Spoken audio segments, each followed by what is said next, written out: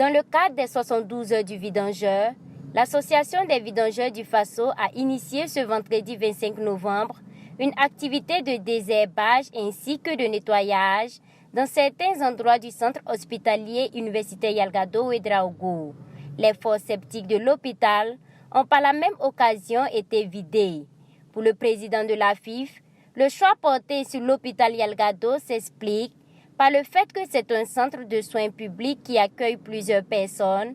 Alors, l'association a voulu rendre propre le cadre de vie de l'hôpital car, dit-il, c'est une maison commune. Notre métier, c'est un métier social et même s'il y a le gain, le profit, c'est d'abord une activité sociale. Et vu qu'on veut vraiment faire bénéficier toute la population du Burkina, on a choisi de venir à l'hôpital où vraiment on sait que ce n'est pas facile pour aider et soulager les populations urbaines du Burkina. Les gens sont sortis massivement, on a pu mettre à propre l'hôpital, les espaces vides et les coins recalés de l'hôpital.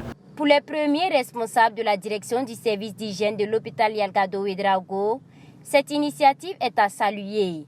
D'où ces mots de remerciement à l'endroit de l'association des vidangeurs du Faso. C'est un sentiment de joie et de satisfaction.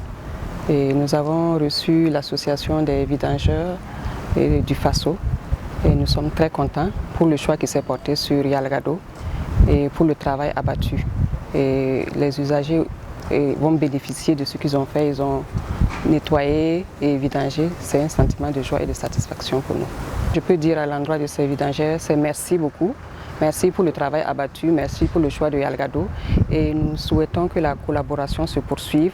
Et on a d'autres sites qui sont là, où ils n'ont pas pu travailler aujourd'hui. S'ils pouvaient venir et puis continuer, ça allait nous aider. Alassane Kaboré, président sortant de la VIF, dit être fier de son successeur. Il encourage cependant à continuer sur la même lancée, tout en promettant toujours lui apporter son soutien pour la bonne marche de l'association. C'est dans le cadre des 72 heures du vidangeur que les membres de la VIF ont décidé de venir à l'hôpital Yalgado pour aider en nettoyant et en offrant une vidange gratuite. Si tous les acteurs intervenants ou non dans l'assainissement décident souvent de poser ce genre d'actes citoyens, vous verrez vous-même que le pays sera très propre. Alors, je suis content de cette initiative que mon successeur a prise. Je promets que moi ainsi que tous les autres présidents sortants de la VIF seront là pour lui. Les activités des 72 heures dédiées aux vidangeurs prennent fin ce 26 novembre 2022. Une soirée au cours de laquelle des attestations de reconnaissance seront remises aux différents acteurs intervenant dans le métier, refermera les portes des 72 heures du vidangeur de cette année 2022.